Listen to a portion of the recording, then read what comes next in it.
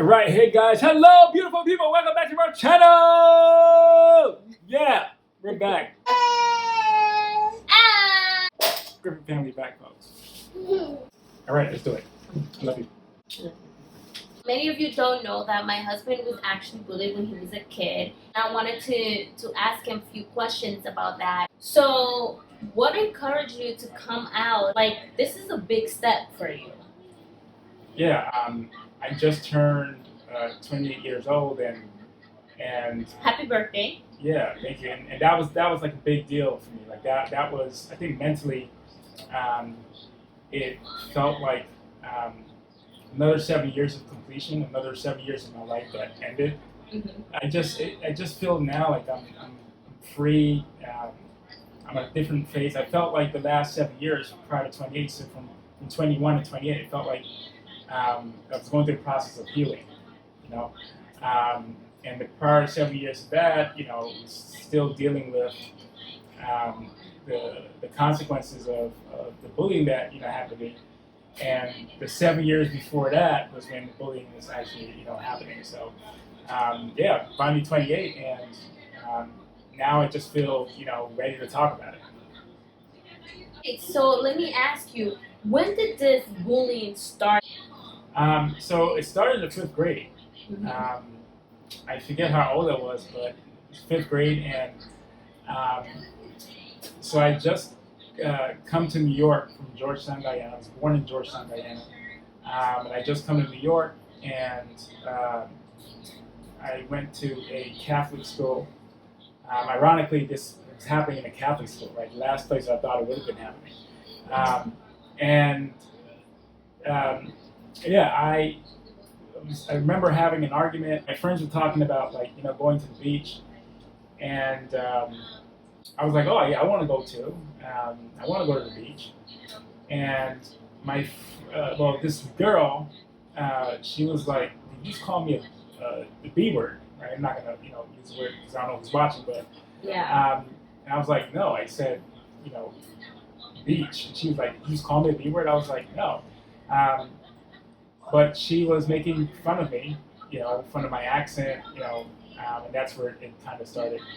And so we got into a back and forth. She started, cursing at me. And then three significant things happened. She called me Blackie. She called me Roach, like cockroach. Wow, that's terrible. Yeah, and she was, saying, go back to your country, right? You black roach, and that's kind of where it started. Hmm. How did that make you feel? I was in defense mode. I was.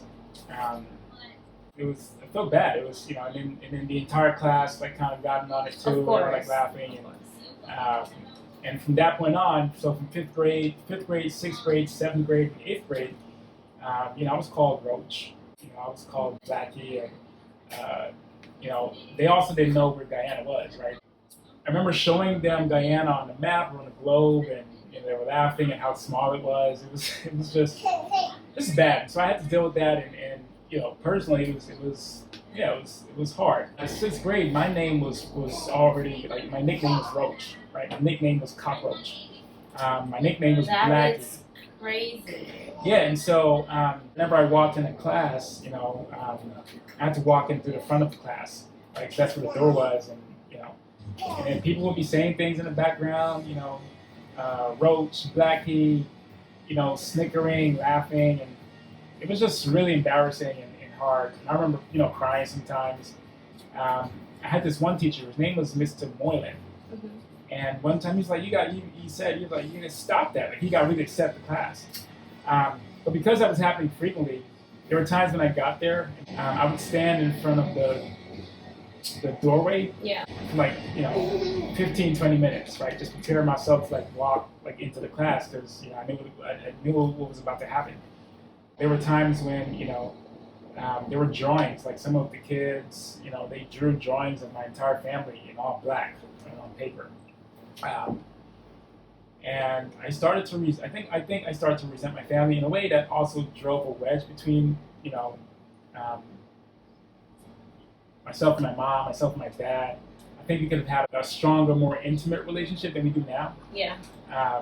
Like when we first met, right? Like you were like, Alex, why don't you tell your mom like you love her as much, right? Like why don't you hug your dad, right? Yeah. And I think part of that was I just, I hated them for putting me in that school and bringing me, from Guyana. So yeah, it was a lot. It was a lot.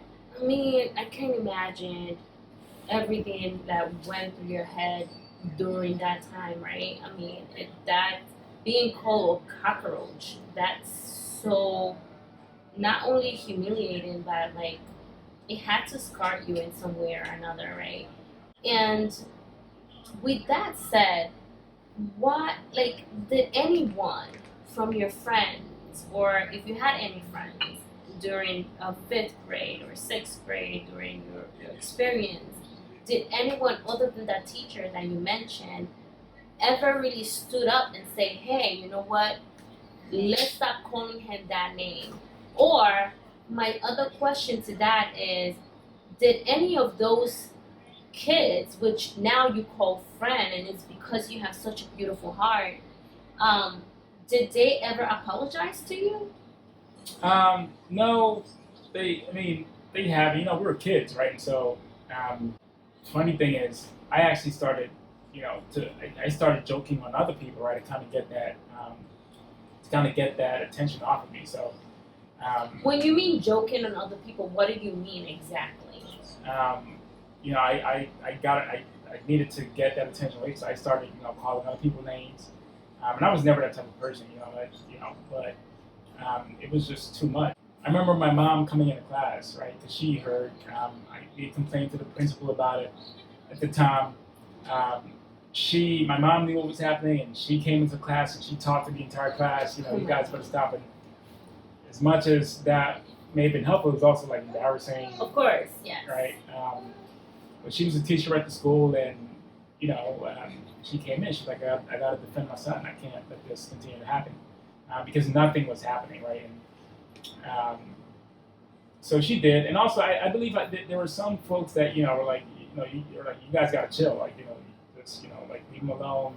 I remember I had some people in that class who were like, y'all just need to stop. Like, y'all immature. Like some people actually got upset, right? This was happening.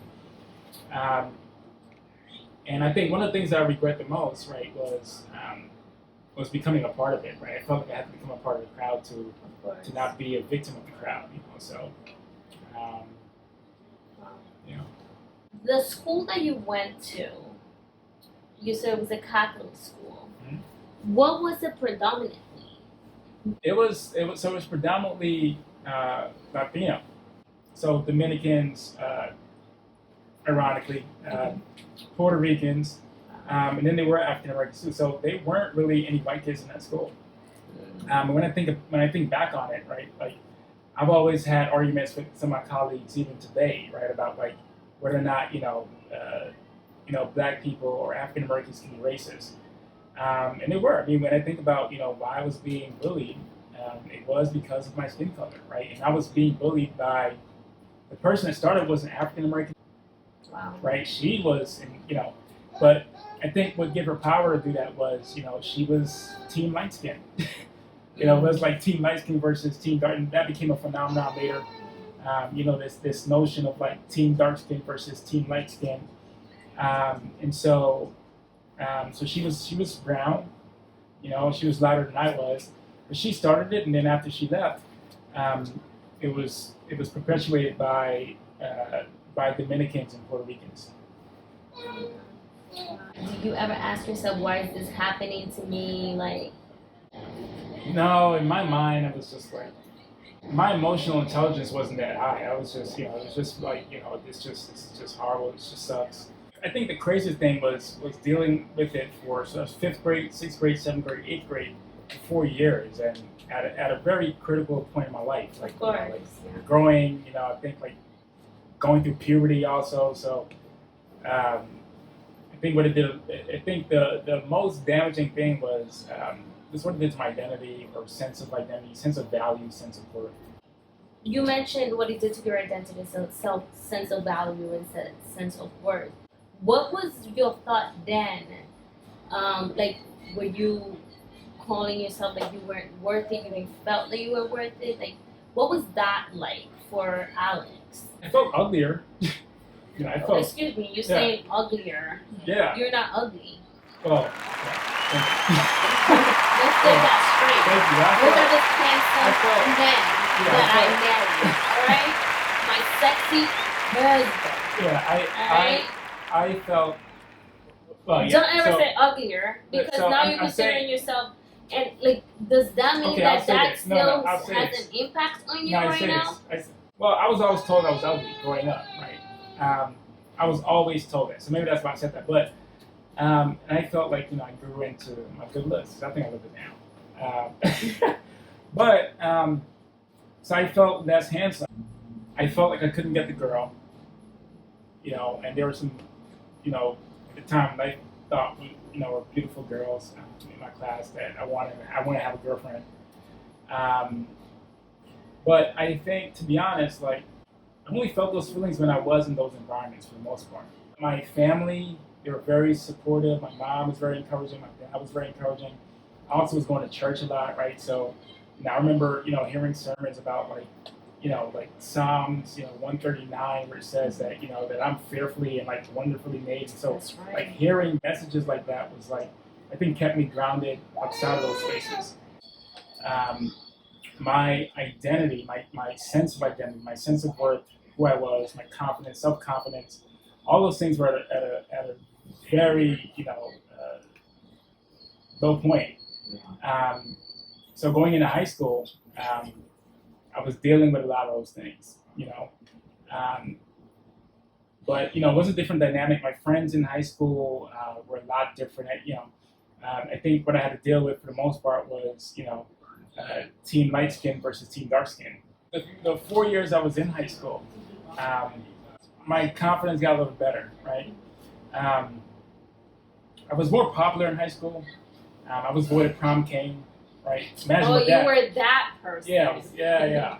And wow, I really that's care. So interesting. From being called all this nasty names, like having your family even being drawn with black marker, like to becoming a prom king, like I remember that. That is huge. So when that's a huge difference, right in that span, right? Yeah. Also, like, I got on the basketball team. Like, there are a lot of things that really helped to like start to rebuild that confidence, that was shattered. But and do you think, I'm sorry to interrupt, but do you think that the reason why you wanted to be popular, or the reason why you want to even join the basketball team and all this extra stuff that you did back in high school, was because you were being bullied earlier on? Well, being popular for sure. Joining the basketball team, I mean, everybody wants to be in the basketball team. But that was more, I just wanted to play basketball, right? It was the most fun thing to do in college, in high school. Mm-hmm. And so it was less, for basketball, with regards to basketball, it was less about that. But with, being popular and, I was definitely going through a lot of those things in my mind. Like, a lot of those things were somewhat, psychologically, traumatizing in a way. But so I think some of the consequences of what happened in those years, those really, really dark years, were, to be honest, I permed my hair. I used to perm my hair, right? Because, I remember being called like nappy-headed, during those times. I tried lightening my skin before, because, being called dark skin and team dark skin versus team light skin were things that, was a thing that was happening consistently in high school. But I think so. Those are some of the results of what happened. All those years of bullying, right? I didn't feel comfortable with my hair. I didn't feel comfortable, with my skin, so I wanted to look a little lighter, right? I also had dark friends who were lightening their skin, yeah, so they definitely had really big impacts, and even into college, my self confidence wasn't as high as it should have been. Um, so yeah, the consequences the impacts of that did extend into a lot of a lot of the things years. that and even a lot of the how you looked at yourself. Yeah. I mean, today you feel better about yourself, of course. Yeah. But how you overcame all of that? What is the transition? Like, who is Alex today? Well, I met you, and that was huge. That was big. I mean, having a wife like you, what that does for a man's confidence is. I mean, That's so sweet, baby. Yeah, But okay, stop it. But I had going to high school. So I first went to All Hallows High School, right? It's a private high school. But then my parents couldn't afford the tuition, and it was also far because it was also in the Bronx. So then I transferred to Thomas Jefferson High School in East New York. And the environment was a lot more friendly there, right? My cousin was going there. It was mostly people from the Caribbean that were also in the school, so Jamaicans, Trinidadians, Guyanese. More the competition in that school was whether Guyanese were better than Trinidadians, right? So it was a little bit, it was more like more familiar. Yeah, and so I didn't have to deal with like the racist stuff as much anymore. And also I had real best friends, right? Like I had some really strong relationships in high school. So I think the transition, the shift, started happening in high school, and I began to heal because I felt like I had people that really loved me, right? I had a best friend, Takia, Kimberly, Kenya, Tamika, Rebecca. I had like a lot of cousin John. Reset. Like I had like a lot of positive people like around me too, and so that really helped. And then when I went to college, I met you. So when I met you, what you were, when I think about what you were and what you have been, all throughout my years in college, you did a lot of, you allowed me to heal. When we first started dating, you called me. You called me perfect, right? I was perfect in your eyes, and you loved me, and you thought I was the best man on earth. And you said a lot of things that were so inspiring and motivating and validating and humanizing that it just lifted my confidence, right? And also when you decided to say yes to a relationship with me, like, that was also like a big plus. It was like ding ding ding ding ding ding ding. So that was huge, and I was also in student council, and and that helped. And then we got married, but then I also met. And ironically, you were Dominican, right? And so that was, when I think about it now, right? Like you being Dominican, and 4 years of my life, I was bullied, by Dominicans and Puerto Ricans. I feel like it was intentionally designed that way, right? Like I was supposed to meet you, and you were supposed to play a role in my life. Yeah, so my second to last year in college, like something amazing happened. Like so in 2010 we started to date, right? And that was huge. And in 2011, I met a Puerto Rican woman. Her name is Giselle. She has been like so instrumental, like in the mentorship. How she's treated me, how she's humanized me, validated me. Ever since I met her, I almost couldn't make any sense of it. I'm like, why does she think so highly of me, right? Well, God. Yeah, it's like, and today I feel like God was just like putting all this together. Nothing is a coincidence. I felt like it was just, everything was designed. Meeting you, especially with my relationships with Dominicans and Puerto Ricans today, right? It's just, So today she is one of my mentors, and um, my relationship with women too. Like I have another individual, Jolanda, and Naja. Uh, Naja's Dominican, and these are women who um, have always, um, spoken highly of me and respected me and respect me for how smart I was or intelligent I was, and so those things really helped me. So the last 7 years of my life, um, when I think about my relationship with Puerto Ricans and Dominicans in particular, it's been the complete opposite of uh, you know the first 4 years and then the first 4 years and the latter 4 years of um, my life, which was 7 or 8 years of just a destruction or destroying of my confidence, um, as a result of what started with an African American woman um, and ended with Puerto Ricans and Dominicans. When I think about the last 7 years and how my confidence has been restored, a lot of it I owe to the Dominican and Puerto Rican women, um, um, and even African American women in my life. So yeah. Wow. And you mentioned all these women in your life. Has there been also male figure that have been a positive impact in your life now? But there was, and I wouldn't call his name, but there also was this one individual who I met within the last 3 years.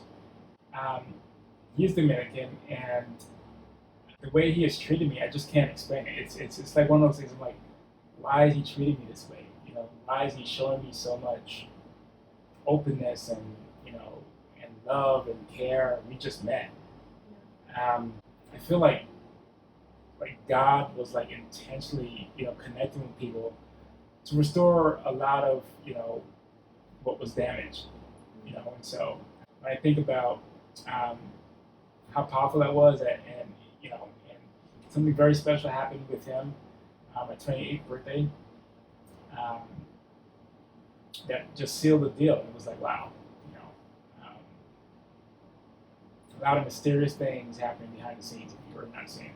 Yeah, well, nothing is a coincidence, right? God always has a plan for everything that He does and why He does it and why you go through situations that you go through it. Even in the moment, you don't know why you're going through. God always has a plan. So that's yeah. It's God up there is. He's no joke, and he's no joke. So tell me, who is Alex today? Well, today, fortunately, so I'm a husband, I'm a father, and I'm a CEO of a company called Gig Grabbers. It's a rapidly growing freelance marketplace, and so all that stuff is incredible. When I think about the comeback that I've made, it's incredible. I also do work for a nonprofit organization called Exalt, where I work with kids who are involved in the justice system.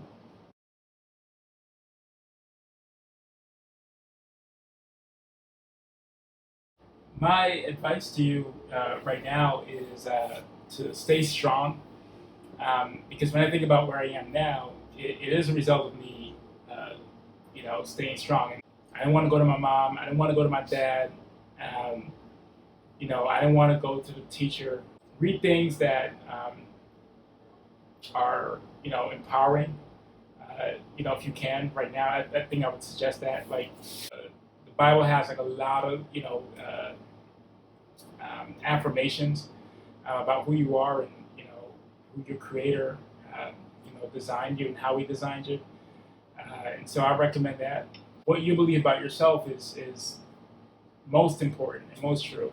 Listen, none of the things that are happening, I don't know how you're being bullied, but if you're being bullied verbally, none of the things that those people are saying about you are true. They're all distortions of the truth. You're beautiful, you're unique, you're different, and you have a lot to offer the world. So if you can kind of hold on to that, you'll as much as you can, and as hard as it is, you should hopefully that's helpful. You'll be fine.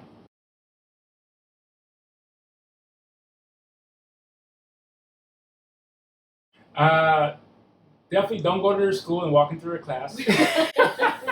That was embarrassing. Oh my God. No, hey, do that, right? Do what you have to do. I mean, my mom, she did it because, it just became like unbearable and unacceptable. And as embarrassing as it was, she stepped up for me when nobody else would.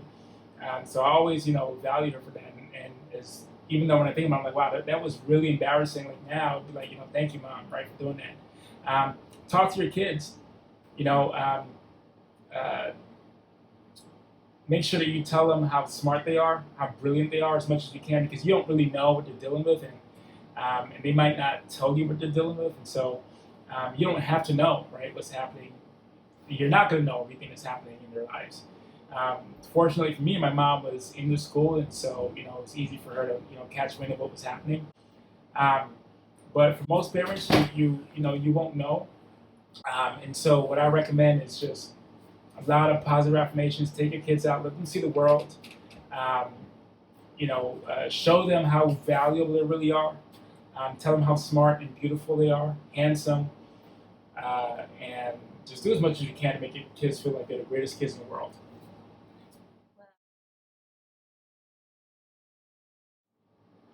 Over 3.2 million students are victim of bullying each year. Approximately 160,000 students skip school every single day because of bullying. Do something, and let's take a stand against bullying together. Well, I really want to say thank you to you. I mean, thank you for opening up. Thank you for sharing your experience with our audience. There's a lot in the back end that you guys don't know, but this has been a major step in your life. Yeah, I could not do this 3 years ago, 4 years ago. Yeah, and I know, and I know that, and so I want to thank you for that. I want to thank you, not just as your wife, but as your friend, as your fan. I'm your number one fan, and I'm pretty sure like this video will touch so many lives. I'm just so proud of you.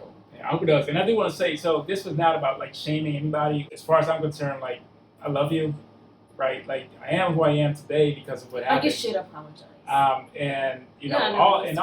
is forgiven, right? Like it is what it is. I still talk to a lot of people that we're involved in. We're fine. We're cool. We're friends. Yes.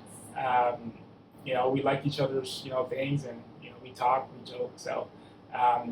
It's fine. That's life, and also, I became a part of it too, right? To kind of get that attention off myself. So, if I ever hurt anyone, I do apologize for that too.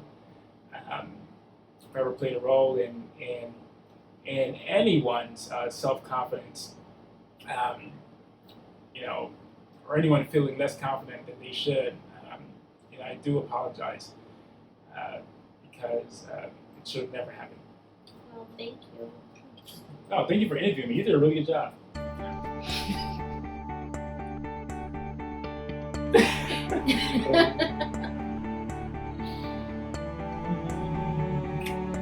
Okay. All right. So beautiful people. We have a special shout out to give because just last week we had 73 subscribers, and today we have well over 200. Yes, so we want to thank you so much for subscribing and hitting that little bell button. Yeah, subscribe button. Hit the bell button next to the subscribe button. Yeah. Yes, so subscribe if you have not yet subscribed to our channel.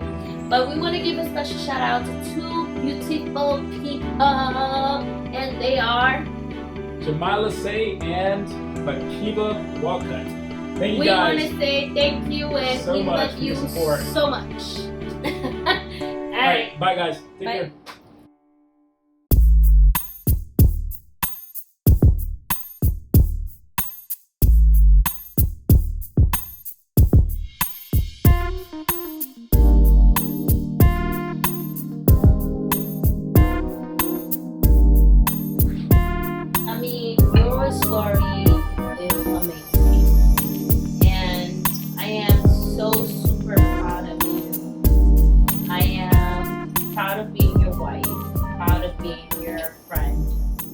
proud of being the woman in your life that you look at me as. You're proud.